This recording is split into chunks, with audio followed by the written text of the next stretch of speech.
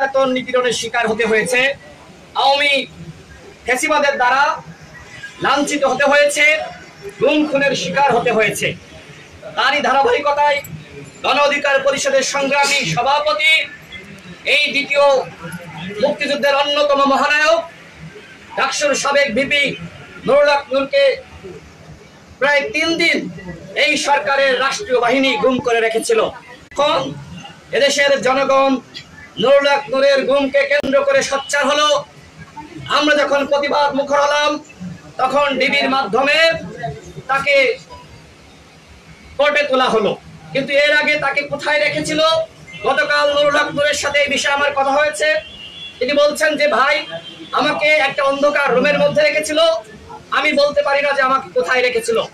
আপনারা দেখেছেন যে গতকাল ব্যারিস্টার আমান এবং ব্রিগেডিয়ার আজমি তারা সেই আয়না ঘর থেকে ফিরে এসেছে। এরকম হাজারো মানুষকে শেখ হাসিনা এরকম আয়না ঘর তৈরি করে বন্দী করে রেখেছিল। ঠিক একইভাবে গণ অধিকার পরিষদের সভাপতি নুরুল হক নূরকে এই শেখ হাসিনা, এই ফ্যাসিবাদ তারা গুম করতে চেয়েছিল, কিন্তু জনগণের প্রতিবাদের মুখে তারা সেটি পারেনি। আমরা তীব্র নিন্দা এবং প্রতিবাদ জানাই। প্রিয় সাংবাদিক ভাইরা, এদেশের মানুষ এখনো পর্যন্ত একটি সংকট। ইতিমধ্যে আমাদের আইনজীবী তিনি বলেছেন যে বিপ্লবের পরে আবার প্রতি বিপ্লব হওয়ার সম্ভাবনা থাকে। আমরা এখন দেখতে পাচ্ছি দেশের বিভিন্ন জায়গায় থানায় হামলা হচ্ছে, পুলিশের উপর হামলা হচ্ছে, এবং যারা আপনার আওয়ামী লীগের নিরীহ বা অন্য এরকম সাধারণ মানুষ তাদের উপরে হামলা হচ্ছে। আমাদের কাছে এরকম বিভিন্ন জায়গা থেকে রিপোর্ট এসেছে যে চাঁদা দাবি করা হচ্ছে। কারা এগুলো করছে? এগুলো যারা করছে আমরা তাদেরকে বলতে চাই, আপনারা এই কর্মযজ্ঞ থেকে বিরত থাকুন, অন্যথায় গণ অধিকার পরিষদের নেতৃত্বে সারা বাংলাদেশে আমরা সংগ্রাম পরিষদ গঠনের মাধ্যমে আপনাদেরকে দাঁত ভাঙা জবাব দিব। আমরা দেশবাসীকে বলতে চাই, যারা এই লুটপাটের সাথে জড়িত, যারা পুলিশের উপর হামলা করছে, থানায় হামলা করছে, আপনাদের কাছে তথ্য থাকলে গণ অধিকার পরিষদের নেতৃবৃন্দের কাছে আপনারা সেই তথ্য সরবরাহ করুন। আমরা ওই সকল অপরাধীদেরকে অবশ্যই আমরা বিচারের মুখোমুখি করবো ইনশাআল্লাহ। এবং একই সাথে আমরা বিভিন্ন জায়গায় দেখতে পাচ্ছি যে বিভিন্ন ব্যক্তিকে এবং তাদের লাশ বিভিন্ন জায়গায় ঝুলিয়ে রাখা হচ্ছে। আমরা এই রকম বাংলাদেশ দেখার জন্য এই দ্বিতীয় মুক্তিযুদ্ধে অংশগ্রহণ করি নাই। এরকম বাংলাদেশ দেখার জন্য নুরুল হক নূর এরকম রিমান্ডে নির্মম নির্যাতনের শিকার হয়নি। নুরুল হক নূরকে তার হাত বেঁধে, তার পা বেঁধে, তার চোখ বেঁধে নির্মম ভাবে এই ডিবি হারুনরা তাকে নির্মম ভাবে নির্যাতন করেছে। এইরকম বাংলাদেশ আমরা চাই না। আমরা চাই জাতীয় ঐক্য এবং সংহতি, এবং সেখানে শান্তি শৃঙ্খলা থাকবে। দেশের জনগণকে সকলকে সাথে নিয়ে আমরা এই দেশকে এগিয়ে নিয়ে যেতে চাই। আমি এ পর্যায়ে গণ অধিকার পরিষদের পক্ষ থেকে আমাদের কিছু দাবি উত্থাপন করছি। প্রথমত, নির্বাচন কমিশন থেকে শুরু করে সাংবিধানিক প্রতিষ্ঠানগুলোকে সাংবিধানিক কমিটি গঠন করার মাধ্যমে সংস্কার করতে হবে, এবং দলীয় ও স্বজনপ্রীতির মাধ্যমে যে সকল কর্মকর্তাদেরকে প্রধান নির্বাচন কমিশনার থেকে শুরু করে এরকম বিভিন্ন সাংবিধানিক প্রতিষ্ঠানে যাদেরকে নিয়োগ দেওয়া হয়েছে, এই সকল কর্তা ব্যক্তিদেরকে চাকরিচ্যুত করতে হবে, এবং তারা যে অন্যায়ের সাথে জড়িত, যারা 14 সালে রাখার জন্য বিভিন্ন ভাবে এজেন্ডা বাস্তবায়ন করেছে, তাদেরকে চাকরিচ্যুত করে তাদেরকে বিচারের মুখোমুখি করতে হবে। পুলিশ, র্যাব, বিজিবি, গোয়েন্দা সংস্থা সহ প্রশাসনের যারা গুম, খুন ও সাম্প্রতিক গণহত্যার সাথে জড়িত তাদেরকে চাকরিচ্যুত করে বিচারের মুখোমুখি করতে হবে। আমরা ইতিমধ্যে দেখতে পেয়েছি যে প্রশাসনের কতিপয় ব্যক্তিকে সরিয়ে দেওয়া হয়েছে। এই কতিপয় ব্যক্তিকে সরিয়ে দিলেই হবে না, এরকম হাজারো ব্যক্তি রয়েছে বিভিন্ন জেলা, উপজেলা এবং ঢাকা শহরে, তাদের প্রত্যেককে সরিয়ে দিতে হবে। অন্যথায় এরা যদি প্রশাসনের থেকে যায়, তাহলে আমরা যে রাষ্ট্র সংস্কারের কথা বলছি, সেই রাষ্ট্র সংস্কার কখনোই সম্ভবপর হবে না। আয়নাঘর সহ যে সকল জায়গায়, যে সকল বন্দিশালায় ভিন্ন মতের মানুষকে গুম করা হয়, এই বন্দিশালাগুলোকে ধ্বংস করতে হবে এবং বিশ্ববিদ্যালয়গুলোতে দলীয়ভাবে নিয়োগপ্রাপ্ত ভিসি প্রক্টরদেরকে সরিয়ে দিতে হবে। বিশ্ববিদ্যালয় এবং একই সাথে কলেজ সহ সকল শিক্ষা প্রতিষ্ঠানের ছাত্র সংসদ চালু করতে হবে, শিক্ষার পরিবেশ সুন্দর রাখতে হবে এবং শিক্ষার্থীদেরকে তাদের অধিকার চর্চার সুযোগ দিতে হবে। এই সরকারের আমলে অবৈধ ও অন্যায়ভাবে প্রমোশন পাওয়া সুবিধাভোগী সকল সচিব এবং সরকারি কর্মকর্তাদেরকে চাকরিচ্যুত করতে হবে। নতুন যে সকল রাজনৈতিক দল আমরা নিবন্ধনের জন্য আবেদন করেছিলাম, আমরা সেই তালিকায় 2 নম্বরে ছিলাম, গণ অধিকার পরিষদ সহ অন্যান্য কয়েকটি দল, আমাদেরকে নিবন্ধন দেওয়া হয়নি। এই সকল দলকে অনতিবিলম্বে নিবন্ধন দিতে হবে। আওয়ামী লীগ এবং একই সাথে জাতীয় পার্টি এছাড়া যে 14 দলীয় জোট ছিল, এই যে ফ্যাসিবাদ এবং ফ্যাসিবাদের দোসর আওয়ামী লীগ জাতীয় পার্টি থেকে শুরু করে এই সকল ফ্যাসিবাদের দোসরদের রাজনীতি বাংলাদেশে আইন করে নিষিদ্ধ করতে হবে। সংবিধান সংস্কারের জন্য সংসদীয় সংশোধন বিষয়ক কমিটি গঠন করে দিতে হবে। অর্থাৎ যে সংবিধান আওয়ামী লীগ তার ক্ষমতা দখল করার জন্য তার মতন করে তৈরি করেছিল, এই সংবিধান বাংলাদেশের জনগণের সংবিধান হতে পারে না। এই সংবিধানকে অনতিবিলম্বে সংশোধন করে নতুন সংবিধান তৈরি করতে হবে। প্রধান বিচারপতি সহ হাইকোর্ট ও আপিল বিভাগের সকল বিচারপতিকে পদত্যাগ করতে হবে এবং সুপ্রিম জুডিশিয়াল কাউন্সিল গঠনের মাধ্যমে নতুনভাবে হাইকোর্ট বিভাগে আপিল বিভাগে বিচারক নিয়োগ দিতে হবে। নিম্ন আদালতে যারা সেখানে বিচারিক কার্যক্রম পরিচালনা করে ওই জায়গাটা ঢেলে সাজাতে হবে। এই সরকারের আমলে অন্যায়ভাবে আটককৃত সকল রাজবন্দীদের মুক্তি দিতে হবে এবং সাম্প্রতিক সময়ে সকল শিক্ষার্থী রাজনৈতিক নেতৃত্ব সহ যারাই নিরীহ সাধারণ মানুষ যারাই গ্রেপ্তার হয়েছে তাদেরকে অনতিবিলম্বে মুক্তি দিতে হবে এবং এই সকল মামলা প্রত্যাহার করতে হবে। কোটা সংস্কার আন্দোলন 2018 এবং কোটা সংস্কার আন্দোলন 2024 এই দুটি আন্দোলনে যে সকল মামলা করা হয়েছিল সেই মামলায় এখনো পর্যন্ত আমি সহ আমার পাশে আমাদের সহযোদ্ধা মশিউর রহমান আছে, আমাদেরকে প্রতিনিয়ত হাজিরা দিতে হচ্ছে। আজকেও হাজিরা ছিল। আমরা অনতিবিলম্বে এই মামলা প্রত্যাহার দাবি করছি। কোটা সংস্কার আন্দোলন 2024কে কেন্দ্র করে প্রায় 5 শতাধিক সাধারণ শিক্ষার্থী এবং জনতাকে এই সরকার গণহত্যা করেছে। আওয়ামী লীগ সরকার ইতিমধ্যে এই সংসদ বাজেয়াপ্ত হয়েছে। অর্থাৎ যারা এই গণহত্যার সাথে জড়িত তাদেরকে বিচার করতে হবে এবং শহীদ সকল পরিবারের পাশে দাঁড়াতে হবে। প্রতিটা পরিবার থেকে একজনকে সরকারি চাকরির ব্যবস্থা করতে হবে। পিলখানা হত্যাকাণ্ড, হেফাজতে ইসলামের উপর পরিচালিত গণহত্যা এবং ডাকসু হামলা, আপনারা জানেন যে ডাকসুর ভিপির রুমে কিভাবে নারকীয় তাণ্ডব চালিয়েছিল সাদ্দাম এবং সঞ্জিত। বিশেষ করে ভারতীয় রয়ের নির্দেশনায় তারা এই তাণ্ডব চালিয়েছিল। যারা পিলখানা হত্যার সাথে জড়িত তাদেরকে বিচার করতে হবে।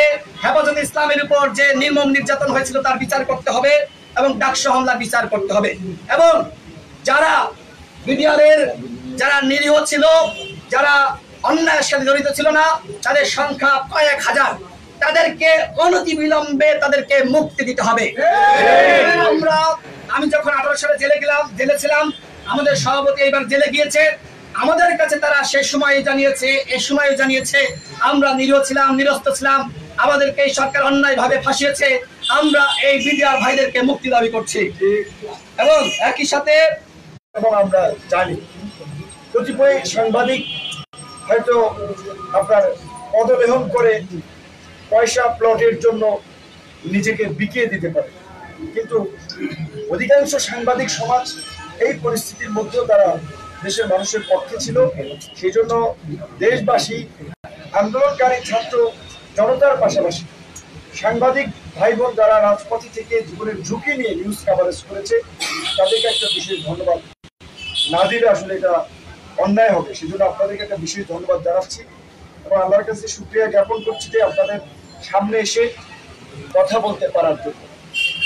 আমি আজকের বা রাজনৈতিক বিষয়ের পাশাপাশি আমি আমার সাথে ঘটে যাওয়া দুইটি কথা একটু আপনাদের সাথে শেয়ার করতে চাই, যে এই কারণে যে আয়নাঘরের গল্প আপনারা শুনেছেন এক একজনের সাথে কিন্তু এক এক রকমের আচরণ করে। আমাকে 18ই জুলাই ভোর রাতে বা মধ্যরাতে 3টা কি 3:30টার দিকে আমাকে তুলে নিয়ে যাওয়া হয়। আমি তো আমার ছোট বাচ্চা আমার কাপড়ে প্রস্রাব করে দিয়েছিল, আমার কাপড়টা ভিজা। আমি বলেছিলাম যে ভাই আমি কাপড়টা চেঞ্জ করে দিই। চিলে যেমন স্বীকার করে ঠিক অমনি ভাবে গেঞ্জি এখানে আমাকে একেবারে চ্যাংদোলা করে আমাকে টেনে এসেছে নিচে নামো। আমার বাচ্চা প্রস্রাব করা কাপড়টা পর্যন্ত আমাকে চেঞ্জ করতে দিল, আমার পায়ের জুতাটা পর্যন্ত আমাকে নিতে দেয় নাই। গাড়িতে উঠে এই জম টুপি বলে যেটা কালো টুপি পরাইলো, হাই সাউন্ডে মিউজিক গাড়িতে, বাচ্চাদের আশপাশে কোনো শব্দ টব্দ আমি শুনতে না পাই। তারপরে রাতে নিয়ে গেল, নিয়েই চোখ মুখ বেঁধে জিজ্ঞাসাবাদ এবং সেই সাথে অমানবিক মানে বলতে পারেন যে আপনার অমানবিক মারধর করে। একবার যে আমার শরীরে কাঁপুনি চলে আসে, আমার মুখ দিয়ে লালা বের হয়ে যায়। তারপরে তারা ডাক্তার আনে, তাদের সিস্টেম কতটুকু মানে মানসিক নির্যাতন করার জন্য উন্নত সিস্টেম। এই নির্যাতন করে তার ডাক্তার আনে, ডাক্তার চোখ বাঁধা আমাকে ইনজেকশন দেয়। আমি ইনজেকশন দেয় কিসের ইনজেকশন, এটা কি ভালো না মন্দ, এর সাথে কোনো জীবাণু ঢুকাইতে জানতে চাই না। আমি চোখটা কাপড়টা একটু সরিয়ে ভদ্রলোককে দেখার চেষ্টা করছিলাম, সে কাপড় আমার হাত ধরে ওনারে কথা বলতে বলতে জিজ্ঞেস করলাম, উনি বলে আমাকে মাঝে মাঝে এরকম আনে। তারপরে রাতে ঘুমিয়ে পড়ি, সকালবেলা খাবার দেয় অন্ধকার ঘরেই। একটা ছোট্ট মহসিন হল ঢাকা বিশ্ববিদ্যালয়ে যারা গেছে নিচে যে সিঙ্গেল রুম গুলো থাকে ওইরকম একটা রুম, রুমের মধ্যে বাথরুম, লাইট নেই, খাবার দিছে মোমবাতি জ্বালায়, খাবার দিছে মোমবাতি জ্বালায়, দিনের খাবার না রাতের খাবার আমি জানি না। তবে আবার নিয়ে গেল, বন্ধ করা হলো। কারণ হচ্ছে আমি নাহিদ এবং সার্ভিসের সাথে ফোনে আলোচনার পরে ওদেরকে বলেছিলাম যে এই 8 দফা দেওয়া যায়। তখন বলছিল যে ভাই আপনি একটু লিখে মেসেজ করে পাঠাইছি। এইটা আমার একটা বড় অপরাধ ছিল যে আমি কেন 8 দফার মধ্যে ওবায়দুল কাদেরের পদত্যাগ, স্বরাষ্ট্রমন্ত্রীর পদত্যাগ, প্রধানমন্ত্রীকে ক্ষমা চাইতে হবে সেটা বললাম। নাহিদ সার্জিসদের সাথে আসিফ সহ আসলে ছাত্র নেতৃবৃন্দের সাথে বৃহস্পতিবার দিনই আমাদের আলোক ভাই একটু দয়া করে এটা কি জরুরি ভাই,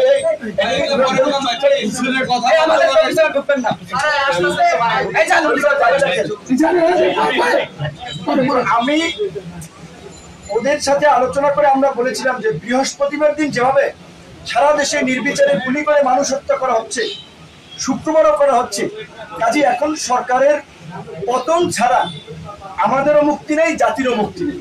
কাজেই নির্বিচারে গুলি, শান্তিপূর্ণ সমাবেশে নির্বিচারে গুলি চালিয়ে ঘাতক সরকারের পদত্যাগই এখন গণতন্ত্র। এটা তো ওভার ফোনে আলোচনা করতেছিলাম, যেহেতু হোয়াটসঅ্যাপ বন্ধ, এই কনভারসেশনগুলো তাদের ছিল। এই কারণে বিশেষ করে আমাকে বেশি টর্চার করেছিল এবং ওই দিন নাহিদকেও নিয়ে এসেছিল। আমাকে চোখ খুলে দিয়ে নাহিদকে দেখছে যে কিন্তু নাহিদ দুইটারই ক্রসে দিয়ে দেবে। নাহিদের হয়তো আমাকে দেখাইছে চোখ পেলে, ওকেও বুঝতে পারিনি আমি বুঝতে পারিনি, কিন্তু আমাদেরকে যে ক্রসে দিয়ে দেবে এরকম ভাবে যে কত শত শত মানুষ ক্রস মারে দিয়ে দিচ্ছে, তোর মতো দু একটা দিলে কি হবে, তাদের আচরণটা এরকম ছিল। তারপরে আমাকে শুক্রবার দিন নিয়ে সারাদিন, শনিবার দিন রাত, শনিবার দিন পুরো ডে, রবিবার দিন আমাকে 11টার দিকে কিন্তু ডিবি কার্যালয়ে দেওয়া হয়। তখন আমি পুলিশের পায়ে ভর দিয়ে ডিবি কার্যালয়ে আসি।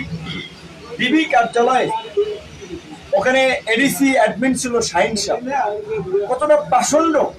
মুক্তিযুদ্ধের সময় আমরা শুনেছিলাম ধর্ষণ করছে, একজন একজন করে আসো, ছোট্ট মেয়ে আমার আমাকে একবার দুপুরে ঝুলাইয়া শরীরে পায়ে মারলো। কেন মারছিলেন? তাদের কিন্তু বেশিরভাগ ক্ষোভ হচ্ছে যে শালা তুই প্রধানমন্ত্রীকে নিয়ে কেন গালিগালাজ করিস, তুই আওয়ামী লীগের আমলে ভিপি হইছস, তুই সরকার উৎখাতের আন্দোলনে কেন তারেক রহমানের হয়ে তুই আন্দোলন করস। এই ল্যাঙ্গুয়েজ মানে প্রফেশনাল কোনো খুব জিজ্ঞাসাবাদ না, জিজ্ঞাসাবাদ যা করেছে। আবার একটু দেখেন, এই যে নাট্যকার ডিবি হারুন বাংলাদেশের ভাতের হোটেল ম্যানেজার, আমি বলছি যে তিনি নাট্যকার, দারুণ অভিনেতা। নাট্যকার ডিবি হারুন আন্দালিব রহমান পার্থর সাথে আমার ব্যক্তিগত সম্পর্ক। আমি ঈদের আগে তাকে বলছিলাম যে আমি একটু ফ্যামিলি ক্রাইসিসে, আপনি 10 লাখ টাকা আমাকে ধার দেন, আমি আপনাকে আমার জীবন। তো সে বলছে যে তোমার সাথে তো আমার ধারের সম্পর্ক নেই, ঠিক আছে এই এখন এইটা নেও, আর যদি মেকআপ না হয় আবার নিও। সে 4 লাখ টাকা ধার, মানে আমাদের একটা ব্যক্তিগত সম্পর্কে ঈদের আগে সেইটারে বানাইছে 64 লাখ টাকা দিচ্ছে নাকি, এবং কত ধরনের রং চং মাখাই প্রচার।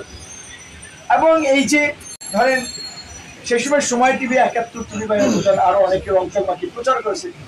এখন আমি সময় টিভির স্টাফদের দোষ দেবো না, 71 স্টাফদের দোষ দেবো না, তারা তো চাকরি করবে, তাদের অর্ডার ক্যারি করতে হবে, তারা করেছে। কিন্তু বিশেষ করে এই কথাটা এই প্রসঙ্গে চলে আসছে এইখানে, আমি নিজে এখন খুব উদ্বিগ্ন আমার নিরাপত্তা নিয়ে, দেশের ভবিষ্যৎ নিয়ে, যে দেশে যা চলছে এটা তার একটু নৈরাজ্য চলছে। এই নৈরাজ্য চলতে পারে না। এখনই মার্কেট দখল, বিল্ডিং দখল, টিভি চ্যানেল দখল, লঞ্চঘাট দখল, খেয়াঘাট দখল, মিল ফ্যাক্টরি দখল। এইটা কোন বাংলাদেশ? এই বাংলাদেশের জন্য কি আমরা বিপ্লব করেছি? না। আজকে আমরা তরুণরা এই যে এখানে বসে আছে, যারা 18 সালে কোটা সংস্কার আন্দোলন করার কারণে মাইরে ককটেল দিয়ে তারা বলছে বিপিনুর আর রাশেদ তারে এই ককটেল মিছিলে মারার জন্য, প্রত্যেকটা এই শাকিলের মতো মানুষকে আপনার অপহরণ করে নিয়ে গেছে।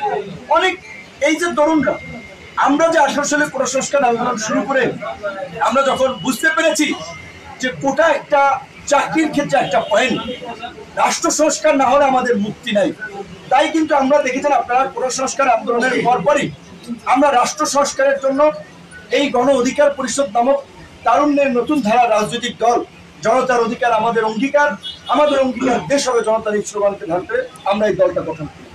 আমরা যদি 18 পরে এই 24-এর যদি নির্বাচনে অংশগ্রহণ করতাম, অনেকের এমপি হওয়ার মতো আপনার ট্যাক্স ফাইল ছিল না, অনেকের বয়স হয় নাই, তাহলে আমরা কেন জীবন দিচ্ছি, আমরা কেন সংগ্রাম করছি? এই যে এই আন্দোলনে ছাত্র অধিকারের কমিউনিটির সহসভাপতি, কদমতলী থানার যুগ্ম সদস্য সচিব শহীদ হলো, এই চট্টগ্রামে, রংপুরে, অনেকে, সারা দেশে তো শহীদ হয়েছে অসংখ্য মানুষ।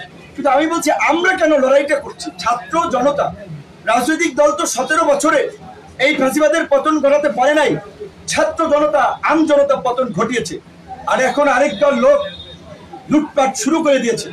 আমরা হুঁশিয়ারি দিয়ে উচ্চারণ করতে চাই, এই আওয়ামী ফ্যাসিবাদকে, এই 17 বছরের ফ্যাসিবাদকে আমরা উৎখাত করেছি। আজকের এই নব্য লুটপাটকারীদেরকেও আমরা কিন্তু বাংলার যে যা লুটপাট করেছেন, সেখান থেকে লুটপাট করেছেন সেখানে রেখে যাবেন। এবং বিশেষ করে আমি অনতিবিলম্বে মহামান্য রাষ্ট্রপতিকে বলবো, আজকের মধ্যে অন্তর্বর্তীকালীন সরকারে কারা কারা থাকবে সেই বিষয়ে লিখিত সিদ্ধান্ত জানিয়ে দিন। অন্তর্বর্তীকালীন সরকার গঠন না হওয়াই কিন্তু আইন শৃঙ্খলা পরিস্থিতি এখন নিয়ন্ত্রণে নেই। একটা নৈরাজ্য চলছে, গার্মেন্টস জ্বালিয়ে দিচ্ছে, সোয়েটার ফ্যাক্টরি জ্বালিয়ে দিচ্ছে, ওষুধ কোম্পানি জ্বালিয়ে দিচ্ছে। এই ঔষধ কোম্পানিতে তো হাজার হাজার মানুষ কাজ করে, এই গার্মেন্টস ফ্যাক্টরিতে তো হাজার হাজার মানুষ কাজ করে। ওই ফ্যাক্টরি ধ্বংস হলে, পুড়ে গেলে ওই যারা কাজ করে শ্রমিকদের কি হবে? এই মানুষের রুটি রুজির কি হবে? তো কাজী আমি বিশেষ করে আইন শৃঙ্খলা বাহিনীর যারা মাঠে আছেন, সেনাবাহিনী সহ, তাদেরকে বলবো আম জনতার সাথে সমন্বয় করে, আম জনতার প্রতিনিধি নিয়ে এই সমস্ত অগ্নিসংযোগ, নাশকতা, লুটপাট যারা করছে তাদেরকে আপনারা রুখে দেন। আমরা সব ধরনের সহযোগিতা করব। আমরা একটা দৈত্য দানব হটাইয়া আর একটা দৈত্য দানবকে ক্ষমতায় আনার জন্য, সরকারে বসানোর জন্য জীবন দেই। এই দেশের ছাত্র যুবক তরুণদের রক্ত অনেক ঝরেছে, 52-তে ঝরেছে, 62-তে ধরেছে, 69-এ ধরেছে, 71-এ ধরেছে, 90-এ ধরেছে। গত 17 বছরে সাবেক কোন এমপি, সাবেক কোন মন্ত্রী, কোন আমলা রাজপথে পুলিশের গুলিতে মারায় নাই, ওইভাবে গুম হয়নি। সাধারণ মানুষ, সাধারণ তারা গুলি খেয়েছে, রক্তাক্ত হয়েছে, জীবন দিয়েছে। কাজী এই বিপ্লবের পরে যে নতুন সরকার ব্যবস্থা, নতুন রাষ্ট্র ব্যবস্থা, সেখানে আম জনতার, জনগণের চাওয়া পাওয়ার প্রতিফলন থাকতে হবে।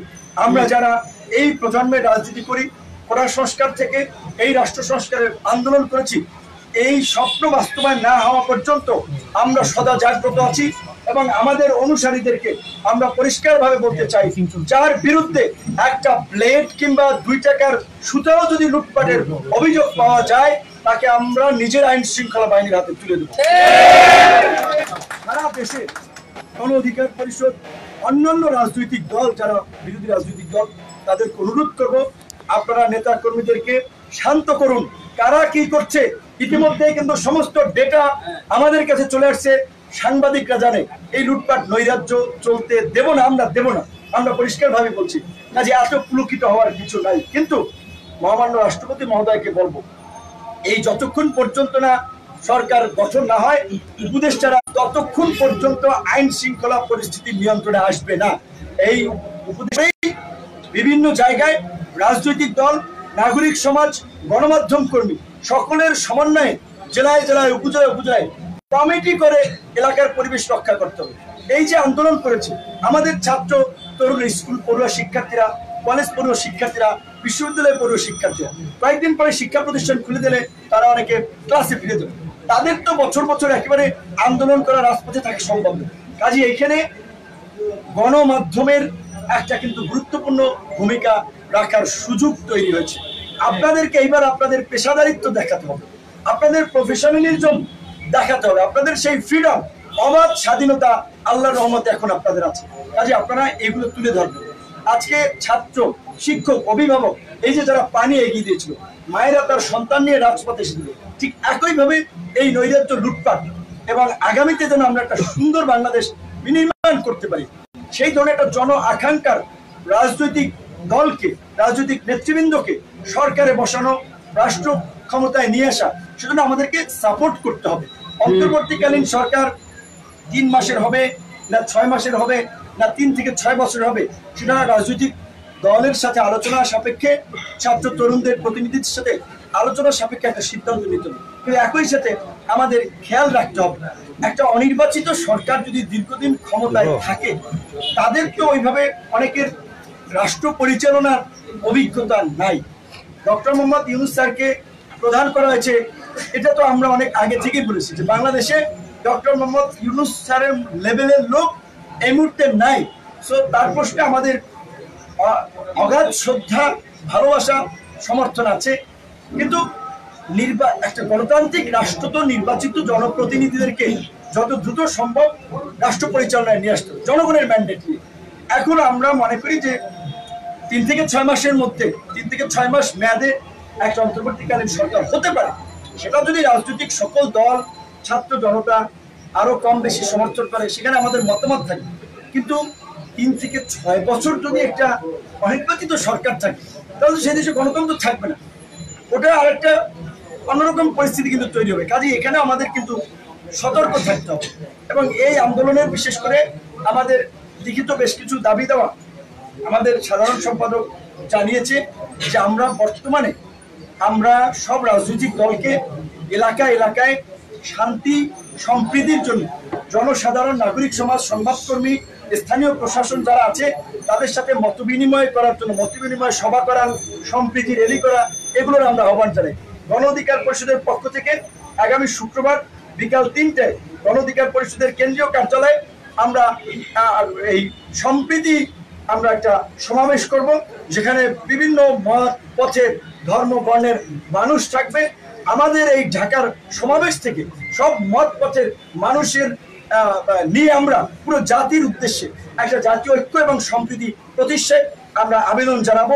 আপনাদের মাধ্যমে আমরা দেশবাসীকে আমরা জানাচ্ছি। কিন্তু এই মুহূর্তে যেটা সবচেয়ে বার্নিং ইস্যু, একজন রিক্সাওয়ালা গুলিবিদ্ধ হয়েছে, একজন ঠেলা চালক গুলিবিদ্ধ হয়েছে।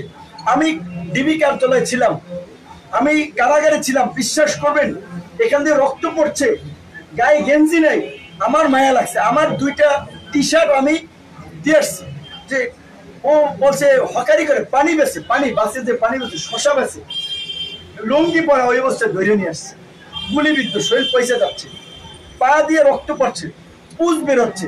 ধরেন আমরা যারা একটু পরিচিত নন ফেস, তাদের একটু যদি বলি বুকে ব্যথা, হসপিটালে নিয়ে যায়, কারো হসপিটালে নাপা টাপা দেয়, কিন্তু আনপাবলিক যে ওদের সাথে অমানুষের মতো আচরণ করে।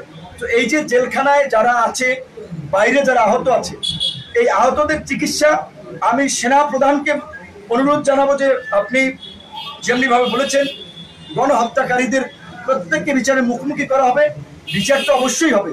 ভারতের সাথে দেন দরবার চালিয়ে শেখ হাসিনাকে বাংলাদেশে ফিরিয়ে আনতে হবে। এই গণহত্যার জন্য শেখ হাসিনার বিচারের মধ্য দিয়ে বাংলাদেশে দৃষ্টান্ত স্থাপন করতে হবে যে জনগণের বিরুদ্ধে গিয়ে এরকমের গণহত্যা চালিয়ে কোনো ঘাতক সরকার রক্ষা পায়নি। একই সাথে আওয়ামী লীগের এমপি মন্ত্রী, আওয়ামী লীগের এই লুটপাট এবং এই ফ্যাসিবাদের সাথে যারা জড়িত ছিল, অনতি বিলম্বে তাদের অ্যাকাউন্ট ফ্রিজ করে দিতে হবে, যেন তাদের অ্যাকাউন্ট থেকে বেনজিরের মতো টাকা পয়সা যেন সরিয়ে না নিতে পারে। এবং আমরা এখন এই লুটেরাদের সম্পদ কেউ কিনবেন না, ফ্ল্যাট কেউ কিনবেন না, টেলিভিশনের মালিকানা কেউ নেবেন না। এই লুটেরাদের সম্পদ রাষ্ট্রীয়ভাবে আপনার এটা বিক্রি করে নিলামে তুলে এই আন্দোলনে যে যারা আহত হয়েছে, নিহত হয়েছে, তাদের পরিবারকে ক্ষতি করবে। ওদের সম্পদ আপনি অল্প টাকায় কিনে নেবেন, এইটা কেউ করবেন না। আমরা কিন্তু বলছি যে খুঁজে বের করবো। কাজে আমরা সেনাবাহিনী, অন্তর্বর্তী সরকার, তাদের প্রতি আমরা একটা অনুরোধ জানাবো যে এই আহতদের এখনো অনেকে চিকিৎসা নিতে পারছে না, ব্যক্তিগত আমরা এখানে নাম এন্ট্রি করব, যারা দরিদ্র পরিবারে আছে তাদের তালিকা করে আমরা একটা তালিকা তাদের কাছে দেবো, যারা এখন আহত এই অবস্থা আছে, এবং নিহতদেরও একটা আমরা তালিকা করব। আমাদের ডক্টর সমন্বয়ক শাকিলুজ্জামান এবং আমাদের গণমাধ্যম সমন্বয়ক আবু হানিফ, দুজন তারা এই টেবিল ফেলে এখানে তারা আহত এবং নিহতদের তালিকা করবে। আপনারা যারা অনেকে লাশ ভয়ে এলাকায় নিয়ে যান নাই, অনেকে লাশের কথা বলেন নাই, তারা দয়া করে এইখানে এসে তাদের পরিচয়গুলো, নামগুলো আমাদের লিপিবদ্ধ করবেন। আমরা রাষ্ট্রপতির কাছে, সেনাপ্রধানের কাছে, অন্তর্বর্তীকালীন সরকার প্রধানের কাছে আমরা এগুলো তুলে দেব। নিহতদের পরিবারের সাথে আমরা দলের পক্ষ থেকে আমরা দেখা করার সিদ্ধান্ত নিয়েছি। আহতদের আমি সংবাদ সময়ের পরেই ঢাকা মেডিকেলে যাব। আমি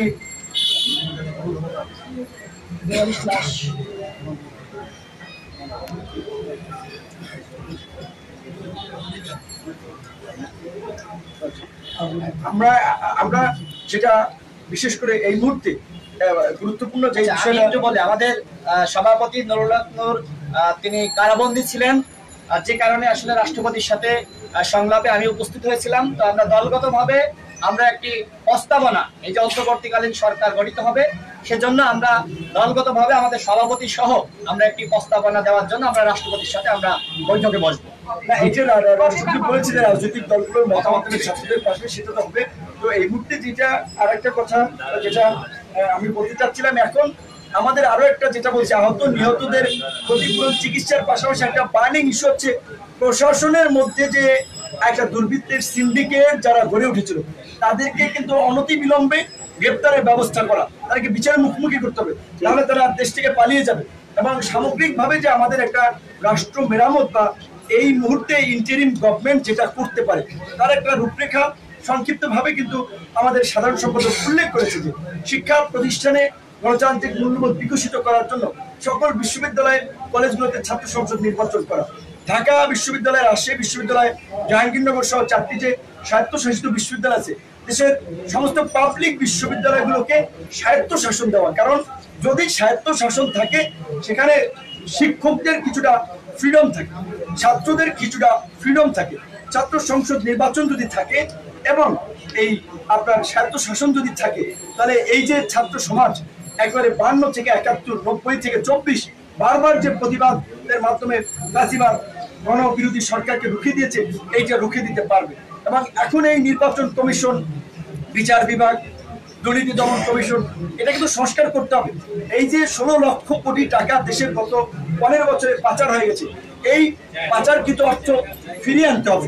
দেশের উন্নয়নের কাজে লাগাতে হবে। দেশের মেধাবী সন্তানরা যারা এই দেশে মূল্যায়ন না পেয়ে দেশ ত্যাগ করে চলে গিয়েছেন, তাদের সাথে যোগাযোগ করে আমরা এই রাষ্ট্র পুনর্গঠনে তাদেরকে দেশে এসে এখন দায়িত্ব নেওয়ার আমরা আহ্বান জানাবো। ডক্টর মোহাম্মদ ইউনূসের মতো একজন প্রোগ্রেসিভ লিবারেল, এতটা broad minded, internationally well known, well connected এইরকম একজন ব্যক্তি আমরা পেয়েছি।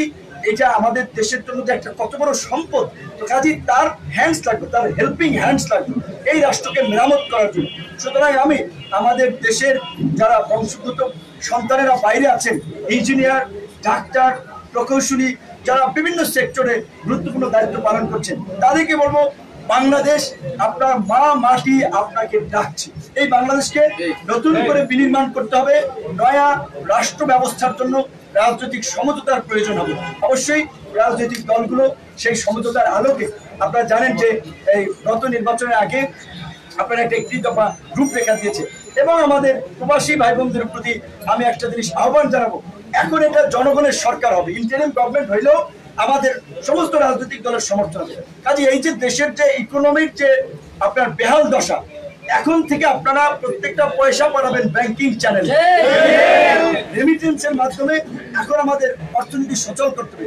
একই সাথে আমি এই কারাগারে রিমান্ডে যাওয়ার আগে একটা দুঃখজনক ঘটনা আমরা শুনেছিলাম। আপনারা জানেন দুবাইয়ে আমাদের প্রবাসী বাংলাদেশিরা, এই যে বাংলাদেশে আমাদের ছাত্র ভাইদেরকে যে হত্যা করা হচ্ছিল, এর প্রতিবাদ করে ঘরোয়াভাবে একটা প্রোগ্রাম করায় সম্ভবত 57 বাংলাদেশি সহ বেশ কয়েকজনকে আপনার কারাদণ্ড দিয়েছে বিভিন্ন মেয়াদে।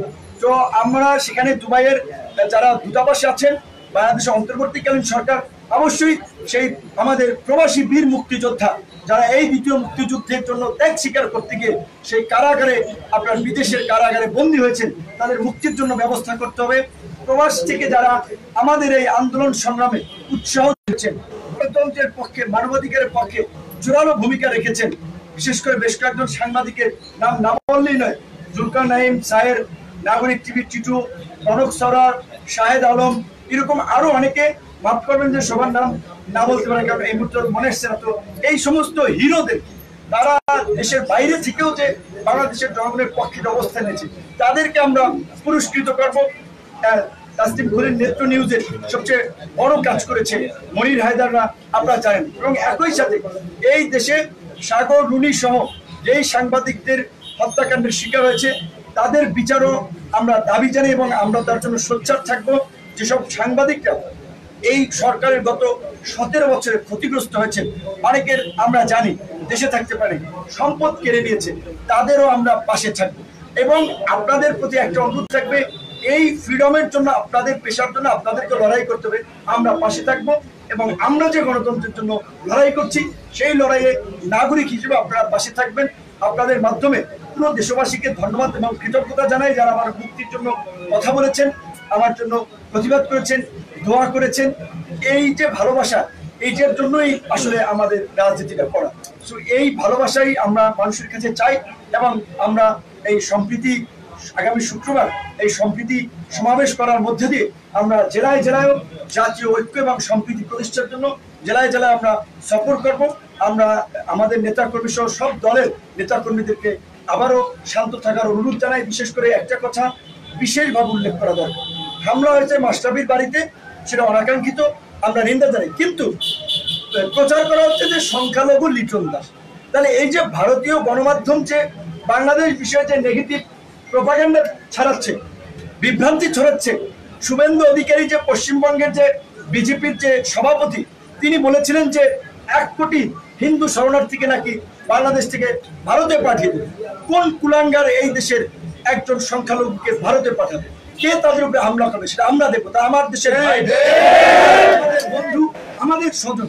বরঞ্চ আমরা যেটা তথ্য পাচ্ছি, এখানে আওয়ামী লীগাররা দেশের যাই চালা চামুন্ডা লেসপন্সার আছে, তারা এবং ভারতীয় গোয়েন্দা সংস্থা রয়ের ষড়যন্ত্রে বিভিন্ন জায়গায় এই সংখ্যালঘুদের উপরে হামলা হচ্ছে, এবং এই ঘটনাকে বিশ্ব মিডিয়ায় প্রচার করার জন্য যে এই যে বাংলাদেশে মৌলবাদের উত্থান হচ্ছে, উগ্রবাদীরা রাষ্ট্র ক্ষমতা দখল করছে, সেখানে সংখ্যালঘুরা নিরাপদ দেয়। কিন্তু আমি বিএনপি, জামাত, অধিকার পরিষদ সহ সকল রাজনৈতিক দলকে অনুরোধ করবো, যেই যে এলাকায় সংখ্যালঘুরা আছে, আপনারা তাদের সহ একটা কমিটি করে তাদের ঘর বাড়ি সম্পদ আপনারা পাহারা দেবেন। এবং আমরা প্রত্যেকটি সংখ্যালঘু ভাই বোনকে বলবো, অন্তত গণ অধিকার পরিষদের নেতা কর্মীরা প্রয়োজনে রাত থেকে আপনাদের বাসা পাহারা দেবে।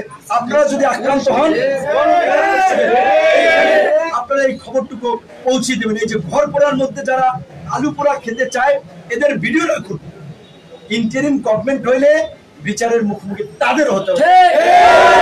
ভাবছে দেখি সরকার এরা গঠন করে বলাইছে, তারা লুটপাট করছে, এমপি হয়ে গেছে, মাস্তান হয়ে গেছে, গুন্ডা হয়ে গেছে, এখনই মার্কেট দখল, আরেকজনের ফ্ল্যাট দখল, আরেকজনের টেলিভিশন চ্যানেল দখল, আরেক সাংবাদিককে মাইরা হাউস থেকে বের করে দেওয়া, এই নৈরাজ্য আমরা চাই।